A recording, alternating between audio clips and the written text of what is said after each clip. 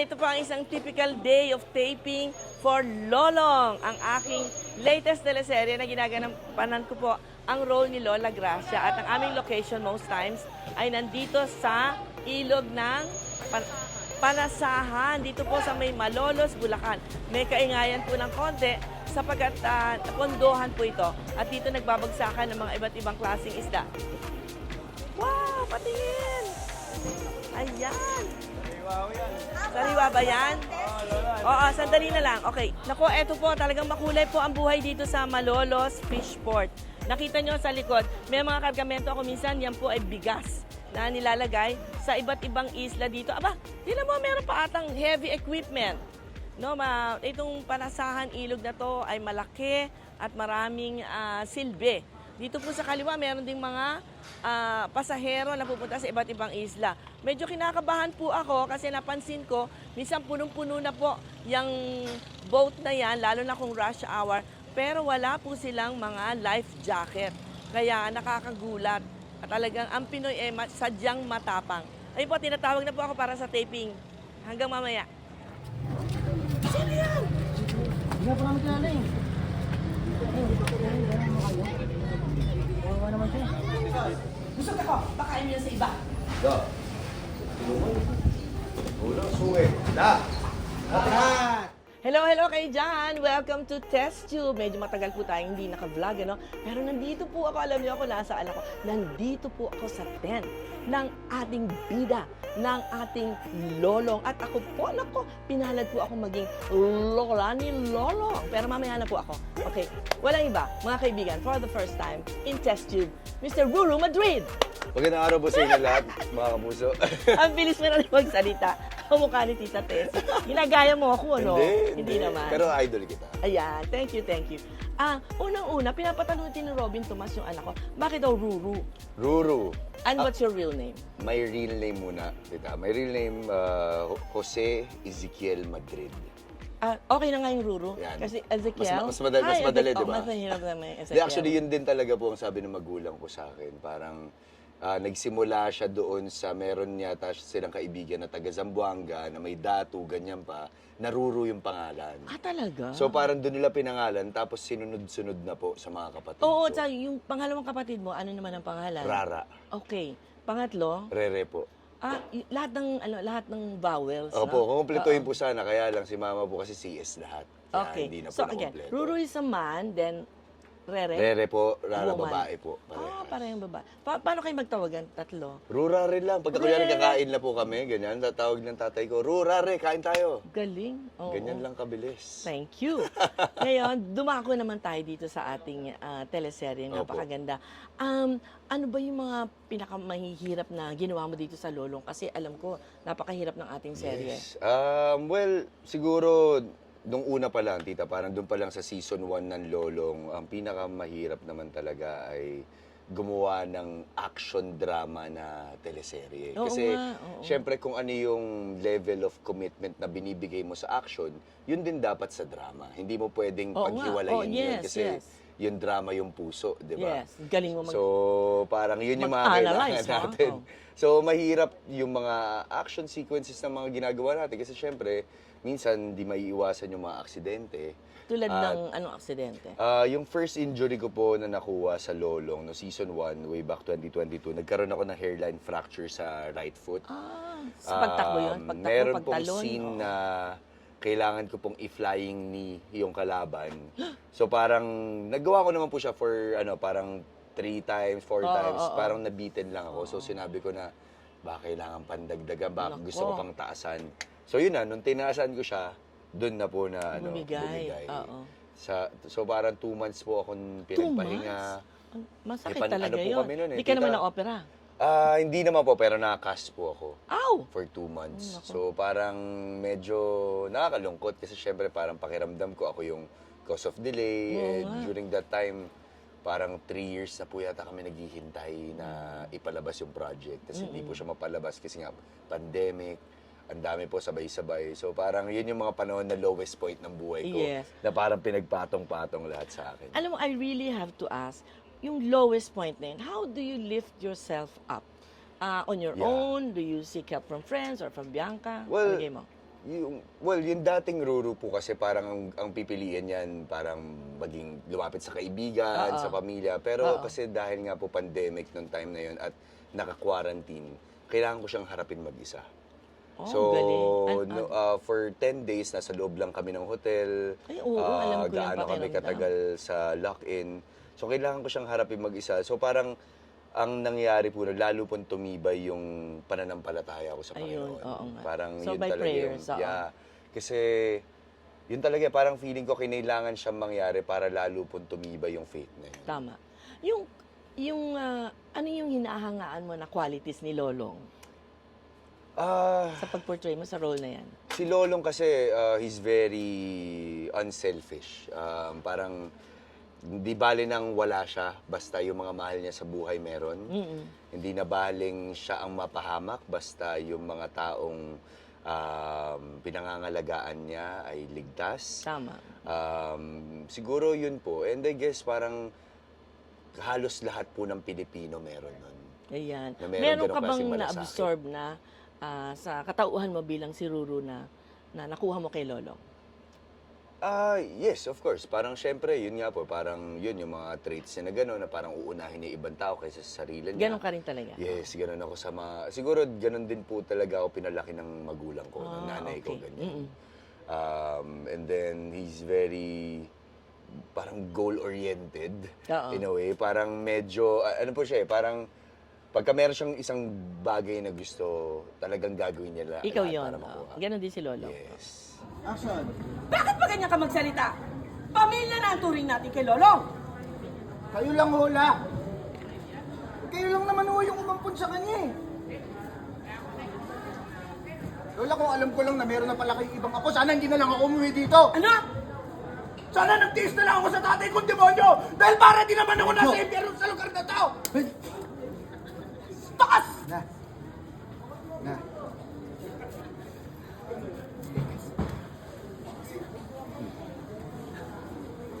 Benjo! Benjo!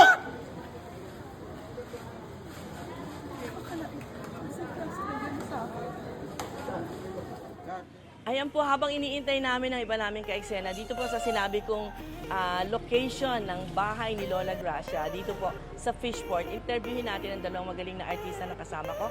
On my right is Ketchup sa papel na Badong, at on my left naman is Matt Lozano sa papel na Benjo.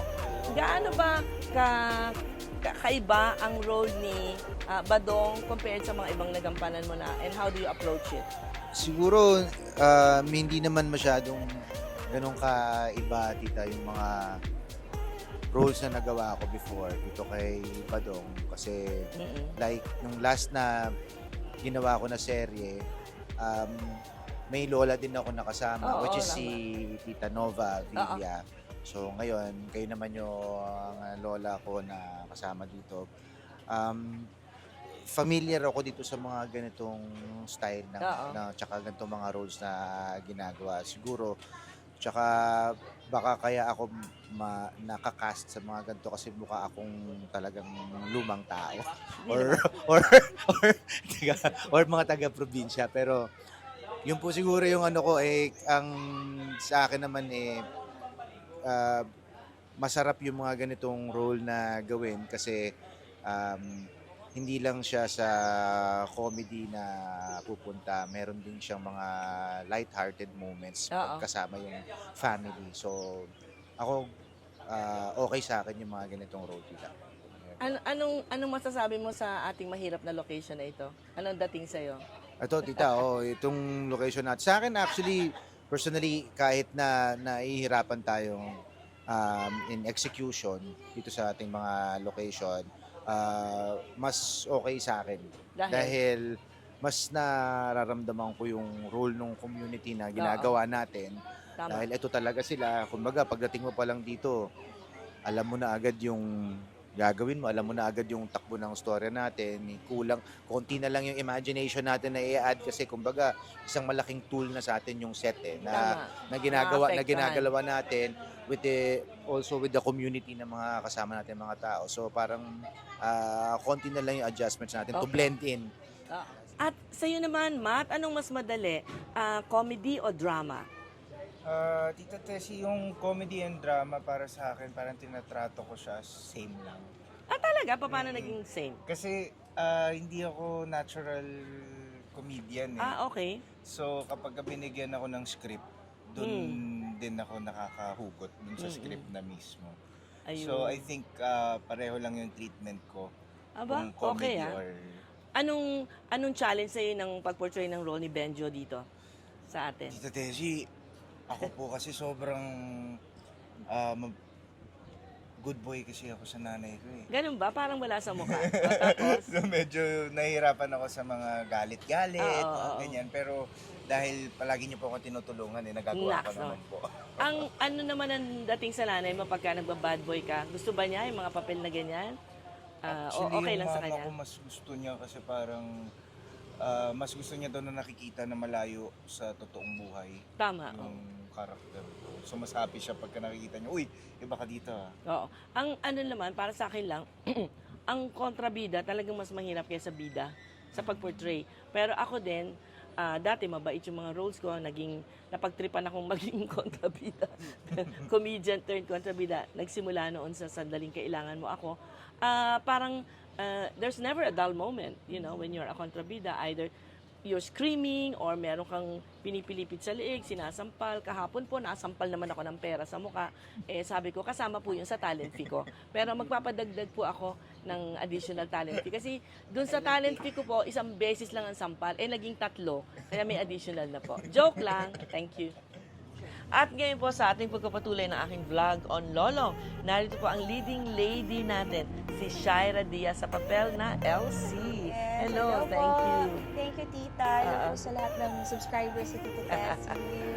Yung hangang-hanga ako sa'yo kasi ngayon lang tayo nagkasama na dun sa the few scenes that we do, ang bibigat at saka pag napapanood ko din yung ating serye. Parang ang bilis mo umiyak. How do you internalize to cry? Thank you naman po, Tita. Actually, hindi rin naman po mabilis. Medyo may struggle din po, may difficulty rin since ang tagal ko rin po napahinga sa acting. Ayun ba? And, Bakit na matagal ka pahinga? Well, inintay ko po tong Lolong. So, parang may 3 years po akong nag-intay dito. Ganun ba? So, napahinga po talaga ako sa heavy drama and truth be told, talagang ano po, Tita, first time ko lang makagawa ng ganito ka-heavy na mga Ka-heavy scenes nga, po. oo. Ever. And how do you internalize dun sa mga mahihirap na iyakan? Ano Yung iniisip mo? Gaya nung sabi ko sa'yo, Tita, dati may mga inisip ako na malungkot sa buhay Yes, ko. yes. Pero parang nagawa ko na siya over the years. So parang hindi na siya effective sa akin, Tite. So, gasgas na siya. Kaya more on, ang pinaghuhugutan ko yung character ko po. Parang ang nangyayari, hinahayaan kong ma-in love ako, yung character ko talaga, kay Lolong. Naks naman. Parang ramdam na ramdam ko na... Kung ma-inlove ka talaga kay Ruru, Patay. paano ngayon? Magagalit si Bianca. Magagalit silang dalawa yung mga partners namin. Hindi, pero Oo nga. we respect each other's naman po, relationships.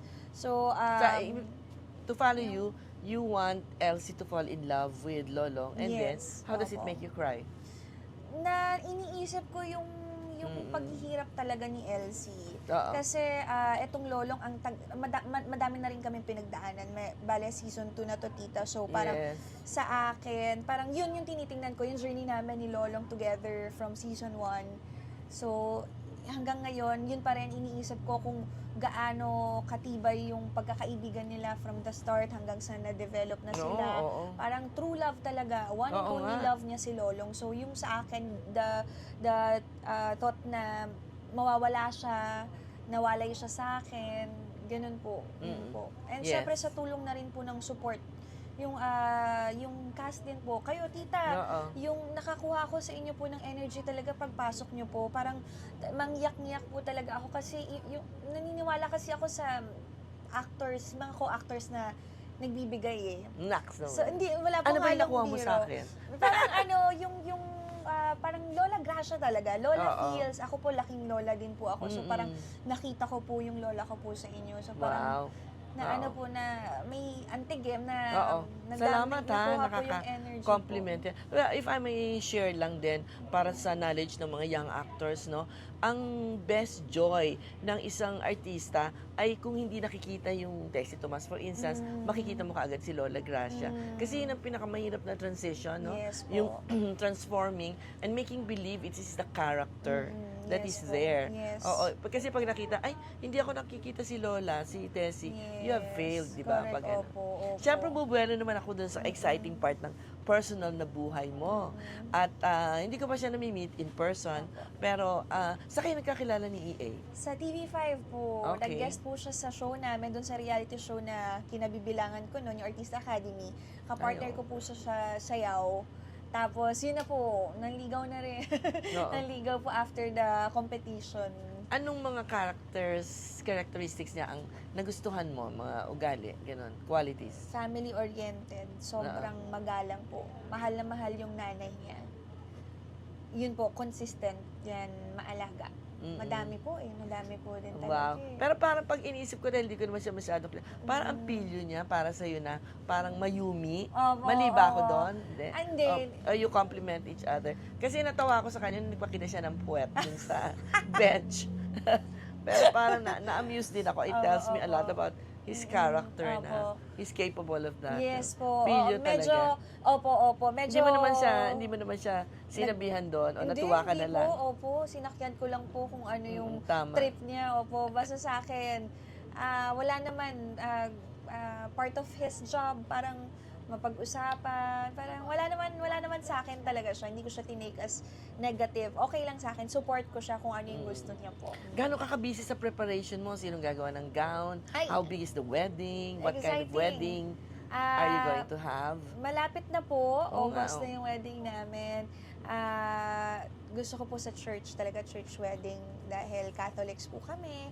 At ang aking gown po ay binili ko po sa Korea. So, Wow, very talaga? K-drama fan po kasi ako. So, Oo. parang yung something personal. Ah, gusto talaga? ko, Binili mo na lang? Opo. So, andyan na? Wala pa po. Nakahanda? I-deliver pa. Oo. i-ship Naniniwala pa. kang hindi na kailangan, hindi Iniisip kailangan ko po isuot? kung balikan. Pero sinukat Hindi ko po kailangan, siya. pwede isukat. Hindi ka Opo. wala kang pamangin doon. Hindi naman po gaano. Wala naman po masyado, tita. Oo. Mm. How nice. Oo. Siyempre, sorry ha, pero tatanong ko rin. Kasi hanga ako sa'yo. Hindi ka na naniniwala doon sa mga ghost month na August, ganyan-ganyan. Wala kayong ganong pamangkin? Wala naman po. Is it Pero- something special, August, for you? Wala po eh. Yung availability lang po din ng church. Ang hirap po humanap kasi ang ganda po ng church. Pero yung sa Ghost Month, parang hindi naman po siya abot. Parang Okay. marami rin po kasing concern na nagtanong, nagsabi Oo. na Curious lang ako, Opo, hindi naman. Ghost Month na Kasi nga daw hindi po. rin naman ako naniniwala doon. Opo. Oo. Wala naman. Chinek ko po online. Wala. Hindi naman po Yes. pasok. Anong mga expectations mo and fears about weddings or about getting Oh. married? Siyempre, it's a big, di ba? It's a big decision. Siguro, Doon mo na sa positive. sa positive, gusto ko na kagad mag-baby kami. Oo. Kasi oo. I'm not getting any younger na po, tita. I'm 30 years old. Ang mga parents po namin ay nangihingi na rin ng mga apo. Mm-mm. At ako, gusto ko na maging mother talaga. Oo. Para sariling anak ko naman yung alagaan ko. Kasi mahilig ako mag-alaga ng mga Oo, bata, oo. yung mga anak ng best friends ko. So, yun po. Gusto ko mabigay yun kay Edgar din po. Wow. Sige. All the best to your forthcoming Thank you po. wedding. Thank you po, tita. Love, happiness, prosperity. Yes. Yes, Sa thank inyong you. dalawa. Thank you po, tita. Thank you very Thank you, much. tita. See you. Kasama ko naman po ngayon, yes Sir Marta. Dito rin po sa ating lolong at ang kanyang makulay na papel na Goryo. Oo. Parang ang hirap ng role mo na Goryo, kasi napakasalbahe mo. Paano ka nag-prepare sa role na ito? Sa totoo lang dito parang wala nang preparation eh. Kasi biglang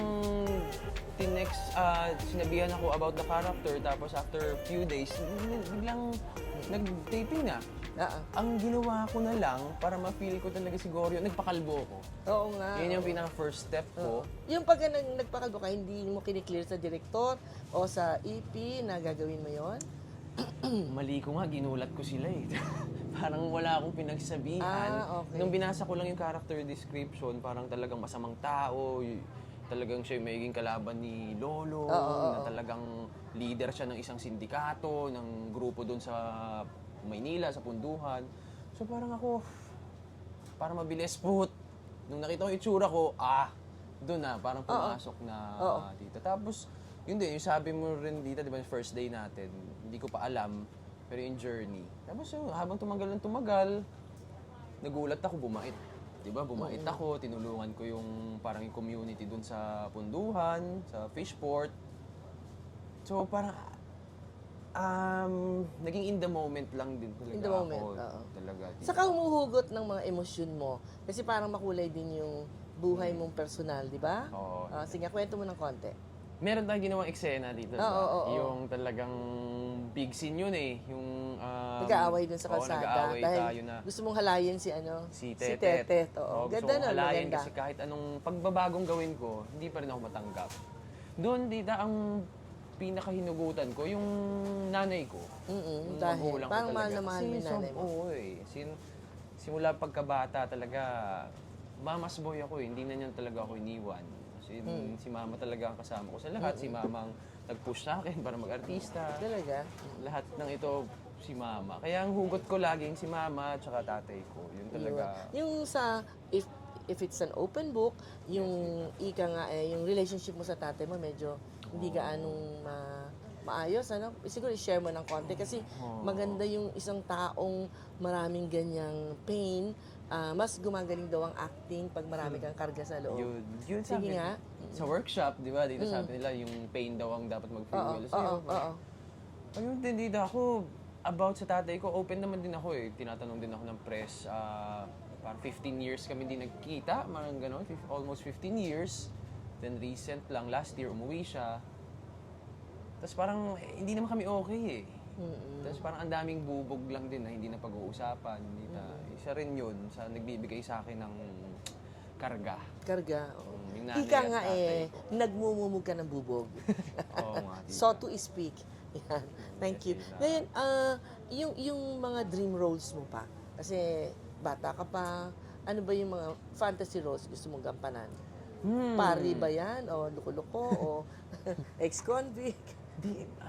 Sa totoo lang din sa ngayon parang di ko na, parang gusto ko na lang gumawa ng gumawa dito eh. Kasi parang naging mabait na ako, naging masama, naging bading, naging leading man, naging baliw, naging preso, marami na rin, naging oo. PWD, parang hindi ko na alam kung ano pang pipiliin. Pipi. Siguro horror, pwede, oo. Pipi at bingi.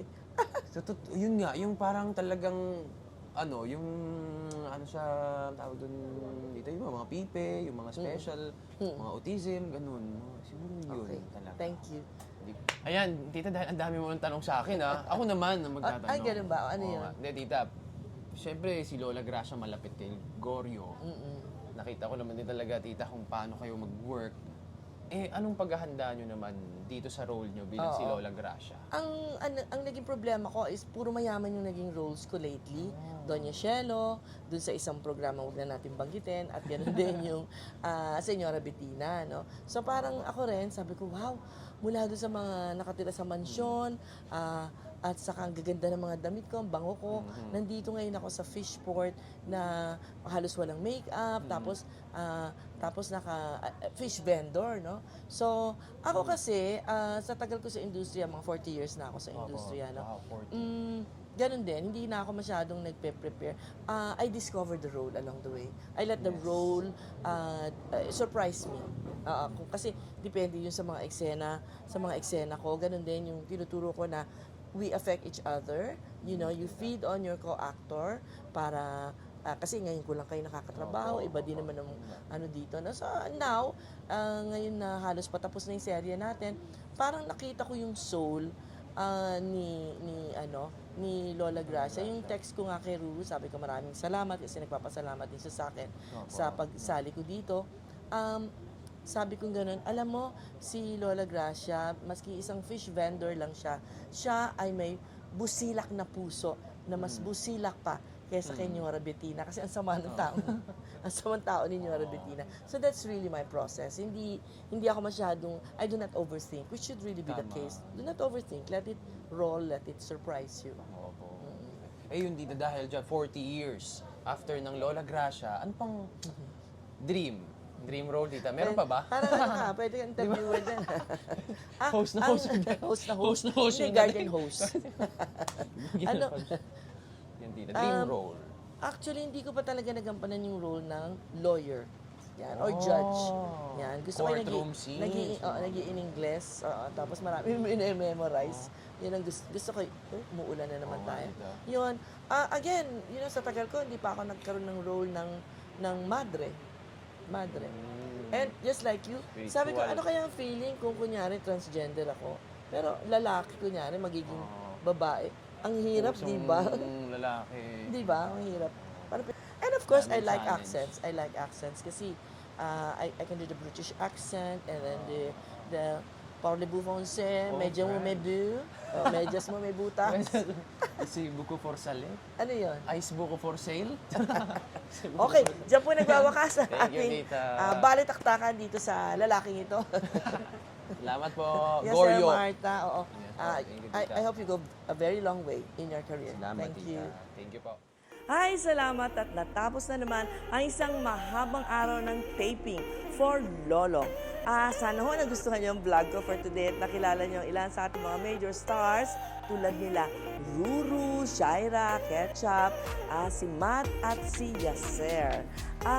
Thank you again, Lorna, my videographer and trusted PA. And most of all, thank you so much, GMA Public Affairs, para sa tiwalang binigay niyo sa akin sa pagganap sa role na Lola Gracia dito lang sa Lolo. Hanggang sa susunod na test tube. Bye!